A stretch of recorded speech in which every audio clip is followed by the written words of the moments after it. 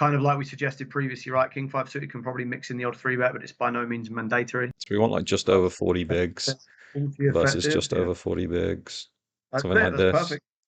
I mean, you cover, so it's a little bit different, but yeah, you can see it's pure in there. Well, I thought it'd be more of a mix. They are all break even though. You'll see this a lot in ICM that Yeah, offsuit ace suited king. X, suited weak Yeah. kings, and suited aces. The suited aces can call here, that's why they're not free betting. But in a lot of other spots, like this region free bet a lot, this region free bet a lot, and this region free bet a lot. I think we said that, didn't we, earlier? Like the king 7, king 6, king 5, and then the king 10 off.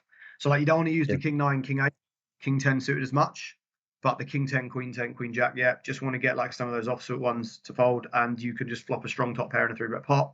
Whereas like king 9, king 10 suited got too much equity. Good to Don't want to waste hands like this. You also don't free bet nines because you're only free betting nines if it's to get it in, and you don't exactly want to play for stacks with over 40 bigs. Last two tables with pocket nines here. At least you're not as thrilled to do it. Pocket tens, yeah, that's enough. Nines is kind of more on the fence, so you want to be a bit more polarized. Tens plus, ace queen plus. Those hands can call off, and then all these are the good bluffs. So I think that, yeah, the fold would probably be normal. It's the standard play. I know we just saw it pure in the sim, but I think it's kind of it's not intuitive, right? It's an unintuitive 3-bet if you're understudied, and especially in these ICM spots. So I don't think that's a bad fold, quote unquote, by Lynn by any stretch. I just want to see where the free bet's probably going to come from as the big blind here. Again, it's not perfect, but big and little makes a lot of sense. Yeah, I think the further round they go, further away from you they go, the more it'll move up. So if you have the cutoff open, for example, same spot, Brandon, you're going to probably see it raise up to king 3, king 4, yeah, king 5, yep. And then if you the hijack, you'll see the same thing. It'll probably be more like king 5, king 6. So you can just basically see that the closer to you they are. So if they open the button, we're going to use the dangly deuce and 3x. If they go to the cutoff, you're going to start to use the 3, 4, 5x. They go to the hijack, you start to use the 4, 5, maybe even a bit of the 6 and 7x. So that's kind of the way it works because of what their opening range looks like. You want to unblock their bottom opens, if that makes sense, right? So the further away from you they go, you start shifting up the bottom card a little bit, if that makes sense. So here you're not using the 4, 5, or 6, and then you slowly go around to start using the 4, 5, and 6, based upon the fact that they're going to open like queen 4 suited pure on the button, but not from the hijack, right? So you unblock their first fold. Do you know what I mean? And we have a much more profitable call covering in ICM with a lot of the weaker hands here too, so we don't need to necessarily bluff as much with some of these, and we just want to, like you said, bring it down. Like these hands are less playable post, we'd rather just win pre, make a huge free bet, 5x be very polarized, and then fold out 2/3 of his range immediately. Just like king queen off, yeah, like exactly. And also like these are even really useful because look at like ace 4, ace 5, ace 7. These are supposed to ship it on us. King jack, king queen. If we're not getting jammed on enough by like king jack suited, it's quite counterintuitive. Some of these suited aces might peel or fold. Aces, I don't know if it traps enough, but maybe. Queens maybe doesn't trap enough. Very easy pure defend, and we get the king queen 6. Okay, so interesting spot here. What do you think about c-betting strat here? Do you think it's a range bet, or do you think that we want to knuckle sometimes? I think he should check with a lot of medium strength hands. I think tens is actually a really nice one to check because obviously I'm going to have a lot of king and queen X that I just have an easy time calling, and then we check down and I just win. If I have a 6, maybe there's a chance you now get bluffed down the streets, and you don't need as much protection. The only two overs hand is ace jack, that you're not getting that to fold. It'd be much nicer to bet a hand like pocket 7s, check with queen X, check with jacks, check with 10s, check with some weak king X. I would bet with a decent amount, so like if you have two cards between like a 7 and a jack, I'd bet with those quite frequently. Although mixing in some checks with some like jack 10, jack 9, even like 10-9 sometimes. Checking with ace high at a decent amount. And then I think I'd have some bigger bets on this board, at least in theory. In practice, maybe I would kind of figure it out on the fly based on my opponent. But if you want to have a bigger size here and already kind of say I'm willing to play bet jam, and maybe you need at least king jack to say that can make some sense too. So like ace king I think favors a big bet. Aces, king jack, maybe even king queen, pocket 6s, king 6, queen 6, and then jack 10. That can be thrown in there, ace 10. We can look at the chippy V though. What do you think before we have a look? I think that's like a really spot on analysis of the range. I think the way these spots work is that when we open EP, especially in chippy V, you just slam dunk range bet, right? King, queen X, our whole range wraps around this. We have very little air. We're pushing loads of equity against his weak big blind defending range. But when we get to later position and then we throw some ICM in, especially when covered, we really, really don't want to face a check raise. And you're going to face check raise more than you would versus under the gun, right? Because we can check raise slightly more linear from big blind versus the button because he's going to have king 4 suited, you know what I mean? He's going to have weaker offsuit hands that we can get value from with, say, king jack, king 10. We don't want to check raise with king 10 versus the under the gun range. So it's a combination of those two things. And I think you're bang on the money. The first hands I would look to check here would be jacks, 10s, and weak queen X. Reasons being, I guess, kind of obvious. And if we look at the sim, I assume it's the same. Jacks, tens, nines. Is this it? Yeah, this is the button strategy. Yeah, and the weak queen X. Yeah, I hadn't actually seen it. So yeah, that's kind of the first ones you're going to want to check, and then some of the middling ace X. Now the reason for this is basically as follows: when I bet the smallest pairs, I can start to apply pressure down the streets on the six, and I can get 2 overs to fold. When I have a hand like sevens through tens, it's harder to get called by worse. I hate facing a check raise, and I don't need any protection. So the absolute best check here is going to be pocket jacks. The one underneath is always the first check. Jack 10, deuce, the first check here would be pocket nines. It's always that one. You can't get value from worse as much. You hate being check raised, and you just want to get to showdown. The next category of hands that want to check are the weak queen X, but also the middling ace X. So ace 9 and ace 8 suited. Now, why are these ones checking? It's kind of the same kind of reason. If I have ace deuce, I want to make you fold all of the ace X that dominates me so I can clear out equity on an ace turn. So if I bet ace deuce on the flop here and make you fold ace 3, ace 4, ace 5, ace 7, ace 8, ace 9, on an ace turn, I'm going to have the best hand a lot more because your range has less ace X in it. When I have ace 9, ace 8, ace 10 and ace jack are going to call me, which means it's bad for me, but I don't get those dominated ones to call. I get them to fold. So now when I bet with ace 9 and the turn comes an ace, I don't actually get called by any worse ace X. If I check with ace 9, turn comes an ace.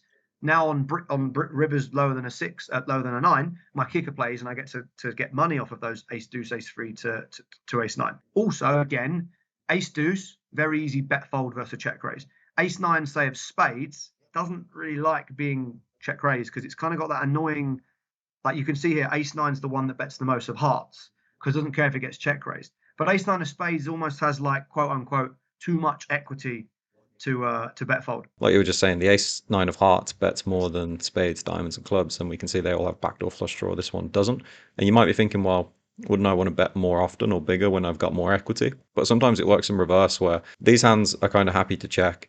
They dominate hands that you can still be against. We keep in your opponent's backdoor flush draws that we crush. Like we bet ace 9 of spades here, and if they fold 4 or 5 of spades, that's a caller that we've just maybe avoided if we were going to both backdoor flush. Whereas ace 9 of hearts, it kind of works in 2 ways. One, as you said, we don't mind folding against a check raise because we don't have that much equity. Like this hand doesn't care on this board. It's just one and done, sure. But 2, it can also get more value. So if we bet ace 9 of hearts here, we can get called by ace X of clubs, diamonds, and spades, and they don't really have better ace X very often. So I think you'll see if we bet the small size here, all of these ace 7 of spades, diamonds, clubs, ace 8 of spades, diamonds, clubs, ace 4 of the same. Obviously, some of them are going to bluff sometimes, but there is still some value to be had. Ace 7 is just actually calling pure. So ace 9 of hearts is almost just a value bet on the flop. It's just interesting to think about. I was going to say a lot of these middling hands too. Jack 7 suited. The solver doesn't really mind. So I think that does give us a window into the fact that the backdoor caller was something driving the checks, because in this case Jack 7 of hearts doesn't play too different to Jack 7 of spades because it doesn't have any showdown. What else is there in this category? 10-9, I guess we have the gut shot. We don't want to check and then face a bet on the turn and have to fold. We want to bet, potentially start barreling, potentially bet checks, and then at least we realize all our equity. 10-8, I guess, just has backdoors, is happy to bet. It's just anytime you don't have showdown, a solver's kind of happy to bet at least sometimes. It's very rare you'll see a hand that can never win at showdown that doesn't see bet, because it's just going to be kind of pulled along by all your value bets. Obviously, just bet win now is just great for any hand, which is 9 high, 10 high, jack high. And I guess the only other main thing to note from looking at this chip EV sim is that there's some overbets going on. So I think I would have mixed my strategy here as a small bet. I usually use 25% instead of having a mix of 2 different small sizes, and then I have a big bet which is closer to 2/3 to pot. I don't usually overbet the flop very often because it's kind of a hard strategy to balance and maintain, but my big size here might have been pot. It might have been 80% pot, and I probably wouldn't go as big because we're in an ICM situation. As you can see, the ace king and the aces are really driving that strategy, and king jack to a point, and then it's slowly kind of petering out as the king x kicker gets worse. ICM will change this a little bit and the ranges are a little bit different, but your bluffs will still be the good bluffs. Ace x to fold out, like you said, to free up the ace. Overbet ace 2 suited here, they fold out tons of all these ace x, and then we turn an ace and suddenly it's the best hand. Ace king, just to try caller the worst king x. Aces, try caller the king x. There's a lot more betting with queen x than I would have thought, to be honest. I would have probably checked more with queen 7, queen 8, and maybe pure with some of these weaker queens, and checked a lot more with some of these maybe king 2, king 3 type hands. And maybe I would have bet pure with 2s and 3s, pocket 5s, maybe I would have bet too much too. So there's kind of some nuance to the strategy here that it's hard to get right. But if you just bet small with a hand, which is okay, you can't really go too far wrong. If you want to bet with your full range here, it's hard for people to exploit that. Pocket tens is a nice one to check, but if you bet, just make sure you bet small, and then you're just going into showdown mode. Is there anything else you wanna talk about from the flop? Yeah, that's what I was going to say. Once you talk about all this for 5 minutes, when you bet 20% of the pot, it's hard for it to be a problem to just bet range. It's really hard. You can see that every single hand has some orange in it. Like even the ones that want to check the most, pocket fives, pocket jacks, say 7 suited.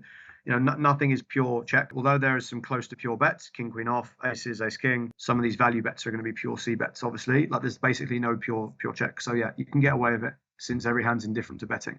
What I will say though, another thing about just a quick point about blockers and backdoors before we move on here and beat this to death. Another reason why betting the non-backdoor flush draw on the flop is good as well is because you get turn barrels because you unblock their backdoor flop continues. So when I have ace nine of hearts here, or ace deuce of hearts might be a better example. I assume ace deuce of hearts is basically a pure bet, which yeah, it almost is. Ace deuce of hearts is a beautiful one because we want him to have ace eight of spades when he fails to turn a flush draw. So when we have ace deuce of hearts here, and the turn is a heart, that's going to be a really high barrel frequency. Let's just play it along. Yeah, bet small with ace deuce of hearts. He calls, make the turn like a random heart, like a five of hearts. I can do something better. I can show you how ace two of hearts plays every single turn. My favorite feature of DTO Wizard. If we bet 20% and then they called, this is how we play ace two of hearts on the turn. But as you can see, other than the really bad ones, which are the 6, which pairs, and the queen, which pairs the one he's going to have more density around, and a deuce where we turn showdown value, the hearts are basically changing it to suits instead. Fine, but you can see that you're just basically pure barrel on a bunch of those turns that don't pair a queen. Unless the turn's a queen or a 6 or a 2. Ace 2 is just blasting. That's if we bet small on the flop. So just as a quick aside, if we do choose that really big bet size on the flop, how is that going to change things? I still think ace deuce hearts still going to go for a bit of still going ham. It doesn't need to go as big because you've kind of overloaded the flop. So the pot to go geometric, you can just bet half pot instead. But still, it's super aggressive how it's going to play turns and down the streets. And that's the thing. You basically, when I bet a sizing right, which forces you to continue all these backdoor flush draw turns. Well, the majority of time, so on a rainbow turn, you go bananas, right? Because all of your backdoor flush draws failed. But even on a turned flush draw, 2/3 of your backdoor flush draws failed, right? When I've got spades and clubs in the turns of diamond, I'm now forced to fold all of these immediate hands that continued. This ace 8, ace 7, and you saw obviously you showed us previously we're defending as wide as ace 3 of hearts on ace 3 of spades on the flop, right? So as soon as you don't turn any flush draws, so much of their range has to just automatically fold, and I think that's an important point when turn barreling. If it's a turn where there's so many auto folds from out of position. When you're the opener and the c-better, that's a turn you get to go bananas on because loads of their turns unimproved and has to immediately fold. Yeah, that's why rainbow boards are so good. It's almost like we kind of nudge the flop a lot, do these little small bets. Yeah, your opponent gets to the turn with all their backdoor flush draws and straight draws and bottom pairs, so they have this really wide range still. But then when the turn misses the flush draws, or even if, like you said, one of the flush draws begins but the other two brick, which is the most that can happen, we get to then start going ham, piling on all the pressure because all of their second pairs, all of their bottom pairs, all of their turn like missed draws, all their bare straight draws, even their bare flush draws on the turn are now like, okay, how do we continue against this? It's kind of one of the main ways to make money in poker is this little small flop nudge. Okay, my opponent didn't check raise, now it's my license to go ham because I've got an uncapped really strong range. If the turn is a brick or essentially something that doesn't change too much, then we're just going after it. We're the one with the uncapped strong range. What are they going to do about it? And a lot of the time opponents will probably check raise the flop with their value too much and they won't check raise the flop with their bluffs enough, so the turn range will be even more lopsided than usual, and they'll just be forced to either make some very difficult calls or just to fold their entire range. When a flush draw or straight draw misses, people love to put you on the misdraw, right? What people don't think you're bluffing on is a board where there's no straight draws really, and it's a badoogie fucking run out. But ironically, they're the boards you get to absolutely mount the turn the most on because all of this fouled backdoor flush draw stuff, as I said, gets to immediately fold. So it's about the composition of what calls flop and then immediately folds turn. Is it lots of hands? Yes. Fucking take off. Often a turn brick's the best card for in position to barrel on, Yeah, so if we choose the smaller bet size on the flop, and our opponent doesn't raise, their range is going to be even more capped because they're going to check raise more versus small size. So then we get to go even more ham. If we didn't overbet the flop, we're now going to overbet the turn. Just pure on these cards below 6. Just wild. Yeah, we're just absolutely blasting. We're saying, okay, these cards don't improve you enough. You didn't check raise the flop, so you've got a weak top pair at best. You're going in the bin. Those ones that are, in my mind, very unintuitive bluffs if you've not studied the spot, right? Ace deuce of hearts, a lot of people might find a flop C bet, but they are not going to have as big of a turn aggression frequency as they should. That's a spot where, guys, again, why are we using ace deuce of hearts on the turn? Why is it so important? A couple of reasons. The first one, you can hit an ace. We have equity. I know it's not an open-ended straight draw, but you can hit one of those three aces against his top king X, his queen X, right? That's one of the first and most important reasons. The second reason, we unblock all of the auto folds, the fouled backdoor flush draws. So those are two reasons. These dangly ace X are one of the most underbluffed barrels, in my opinion, because they're really unintuitive and people think they've got this false illusion of showdown value with ace X. No. Weak ace X, we want to use as bluff because we've got the overcard and because we can make a bunch of better hands fold. Going your ace 4, pretty similar story. Ace 3 is going to be the same. There's a lot of other good bluffing hands, like if I plug in 10-9 of hearts. See, 10-9 would be more passive, in my opinion. Way more passive. Yeah, because Mainly 10-9, barreling when we improve. With 10-9, we want him to have Jack 10, 10-9, Jack 9, right? Ace deuce, that's the other beautiful thing about a random dangly ace X. We unblock his flopped offsuit gut shots that immediately fold as well. We have no coordination with his 10-9, Jack 9, Jack 10, stuff like that. So no 10-9 Jack. Nice. I think traditionally people will barrel a hand like Jack 10 on the brick turn way more than a random dangly ace X. But if you compare the two combinations, Jack 10 will actually play way more checks on the turn. Something pretty cool that I've only just noticed. If the board is king queen 6 and we bet 10-9, obviously we have the gut shot already, but we can turn the double gut shot on either the 8 or the 7. Because on an 8 we can hit a 7 and it's to the nuts, and on the 7 we can hit an 8 and it's to the nuts, and obviously we can always still hit the Jack. Kind of a weird cool hand where 10-9 probably doesn't look so good, but the 6 is actually really nice for us, just having that free to the back door. So I think there's some more like sneaky backdoors at play sometimes than people realize on some textures like this. Like I didn't notice this at first, to be honest. I probably would have bet 10-9, saw the 7 or the 8 and thought, oh, sick. I didn't see that coming. This is actually way more equity than I expected to have. Same king queen 7, king queen 8, king queen 6, right? They're all the same. Yeah, you could just turn that extra hidden kind of equity. It's nice. Yeah, no, I agree. And it's also very, very hidden, right? To go, if it runs out king queen 6, turns an offsuit 7, and then the river's an 8, people won't give you 10-9 as much. You know what I mean? It's more of a hidden one. Whereas if the ace or the 9 completes, it's much easier for people to give you Jack 10. Anyway, so in the hand, he does find a c-bet, which, as we suggested, I'd rather check 10s, but this is never going to be terrible, right? You obviously have a very pure, easy call. I often find this with hand analysis. You speak for 5 minutes about range and a spot, and the flop just goes bet call with two kind of normal hands. Standard, yeah. Backdoor straight draw and a backdoor flush draw. I'm definitely never folding. Deuce of hearts could maybe be a check raise, by the way. I was going to say give us a spicy turn like the Jack of Diamonds, but you want to check if 6 deuce is a check raise? Jesus, I'm under the cosh now. Oh, I can see a little bit of red. I can see a little bit. It was more off the cuff. I feel now, like what you want, mate, is deuce 3 of diamonds. Sorry, didn't realise. No, I feel like often the bottom pair with no backdoor raises more than the one with the backdoor, is what I've found in my experience. Maybe we need 6-3 of 6-5 hearts. though, but if you move across to 6-4, 6-5, it'll be the hearts that'll be, the hearts like it a bunch usually. You're right. I would not have found any of those. I would have definitely found 6-5 of spades before 6-5 of hearts. See, I used to think that way as well. You think you want more equity, but it's actually the opposite. The 6x that can cling on and call on a turn flush draw actually does less check raising because it realizes more in the check call line, because 6-3 of hearts is just useless, right? But 6-3 of spades can actually turn a flush draw. In any case, none of these are making up a major part of the strategy. Apparently, we just want to wrap around that 6 with like a 9-7 or an 8-7 or something. I guess it's similar principle to we spoke about with the king 5. You want to have one good protection properties. So if you check raise with 6-5 here, you fold out all the cards between like a 7 and a 10, or like an ace 8, like a lot of those cards. You don't want to interact with the 7, 8, 9. Those are going to be bet folds a lot. And you have a really clean 2-pair out because the 5 is always going to be clean. The 4 is always going to be clean. Whereas maybe some other cards, we both improve to 2 pairs and it's not going to be quite as nice. Yep, 6-5 improve, you're always going to play for stacks happily. Just check the strategy versus the check raise. So let's say we do check raise the flop with that 6-5. What size is it using? It's using 5.9, I believe. Yeah. So you can see that even in theory already, pocket 7s, pocket 10s are already indifferent. And 8s and 9s in my mind will probably just bet fold more in reality than they're supposed to. So when you check raise a 6, you actually get better hands to fold and you get called by some worse. So obviously it's not like it's a value raise, but it's sort of a bit of a mega master. Ace 10, ace jack are going to pure call. Ace 9 suited backdoor is going to call quite a lot. But then pocket 7s, pocket 10s, and probably 8s and 9s are all going to fold. So you actually clear out equity and can get better hands to fold.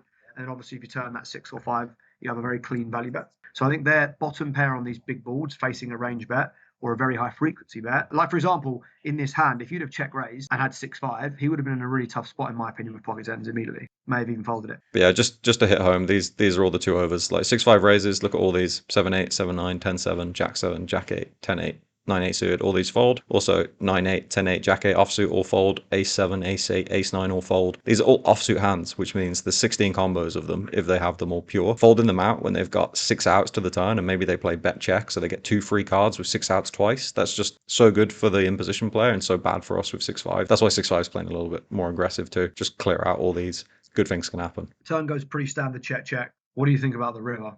I think because we're against the button, we're a little bit too high up in the range, where if I check, he's just going to check with a worse 6. He's going to check sometimes with ace high, check sometimes with a turn 4, pocket 2s, pocket 5s, mainly like these 6-7, 6-8, 6-9. Oh, actually, I'm chopping against those. Oh, that is interesting, actually. I didn't realize my 10 didn't play. Maybe this could be a good overbet candidate if I do want to reopen the action here, because he's played bet check. Maybe he barrels ace 10. He probably does pure barrel 10-9, as we were looking at before, and he probably doesn't have that many 2 pairs. King Jack probably always going to barrel. So he actually is a little bit capped here. And if I bluff the river, I think I'm going to make him fold all the pocket 7s through to 10s. I think I'm going to make him fold all the 6x. I think I'm going to make him fold hands that might bluff me if he decides to now like bet check bet with a random 7-8 or something, and I'm going to fold the river. Although check raise is an option with my hand because I do block maybe a jack 6, maybe the ace 10 if it plays this way, so it's got good properties. It feels like my hand can kind of do anything. I think I could check fold. I think I could check call. I think I could check raise, and I think I could overbet. I actually do think this hand has got all options, and then it's going to be based on how I think my opponent plays. The more they bet the flop, the more they're going to get to the river with a full range, and then if they don't barrel the turn enough, then they could just end up with too many river bluffs. If they go bet check and then value bet the river with like a queen too much, then we can really pressure that. Or if they value bet the river with like ace jack. If they're not inclined to fin value bet the river, it's probably going to be a dicey check raise, but maybe check call is more viable then. But if they have like every king 2 to king 9 and that bet folds the river, that's a lot of hands. I don't know. I really think that all options are on the table here. What do you think? I think the 10 is very valuable though. I think that not just blocking ace 10, but that's relevant. But I think a hand like queen 10 makes quite a good bluff catch for him, and you block that. A king 10 might occasionally check back the turn. That's fairly relevant. Yeah, I think the 6 as well is not insignificant. He might have jack 6 suited. Changed my mind. I want to bluff. I want to overbet bluff the more I thought about it. I quite like, yeah. My initial thought, that's what I was going to get to. My initial thought was that, I don't know if we, like, I think pot might get the job done. But yeah, between like 200 and 300 seems really sexy here. You are going to get here pure with, I think, pure with 10-9 and ace 10. So although we're saying we're not sure how capped or uncapped he is, I think he definitely has less of the nuts now, because you always have ace 10 and 10-9 almost pure in this range, and he may or may not barrel turn with both of them. So I think it's very, very, very nice. I don't think it will bluff in theory, by the way. It's not bluffing with a 6 because we can't have ace highs. So basically, whenever you get to the river with a 10 that isn't 10-6, it's because the solver gets to the river with fucking 10-5. Like, it calls the flop so wide that it just never bluffs with a pair. It's got literally 8-5 suited here. It's got 10-2 suited here. It does not need to bluff with a pair, because that would be... It just has too many things to choose from that aren't pairs. But in practice, am I really going to find some of these flop calls 10 for a spades? I'm not calling that. Also, mate, it's in ICM. That's what I was going to quickly say. So this is only chippy V anyway. So you're actually not meant to get here as wide in ICM anyway, right? You're meant to overfold the flop slightly. So I think in an ICM model, you may well see some of these 10-6, particularly the 9-6 and 10-6, in my opinion. They may start to turn into bluffs. I think I like it, man, because it's also an underbluffed line, right? It's not a line that you intuitively find lots of natural bluffs, because of the fact that all the straight draws improve on the jack. So the most obvious natural bluffs here are 10-9, jack 10, jack 9 on the flop, right? They're the obvious ones, especially to the untrained eye. So when you've got the 10 blocker and your straight draws all fill, if you get go really large, I think you can get like king 8 off to fold, honestly. Maybe I could be wrong, but definitely queen and jack X in my opinion. So yeah, I think launching's good, 200 to 300k. Again, easy to probably overdo it if we were really overbetting everything. I don't think we need to bluff with all the 6x. Like you said, having a 10 or a 9 in hand I think is really good. Having an ace, we don't need to bluff, because then we beat all the 6x with the kicker plane. This does seem like a good one to bluff, and I do think that our opponent sometimes will just get to the river with jack 10, ace jack, queen X, king X, and all of those hands are in a tough spot. If they ever have 7s to 10s, I think we just get the auto fold. If they ever have a 6, I think we get the auto fold. If they ever have a bluff that was going to win, I think we get the folds. I think a lot of good things can happen if we just bet, like you said, 200, 300k here. It's annoying when he has one that would have folded, right? Because he's either got a jam or fold the river with that one. Maybe I was going to check raise the river, who knows.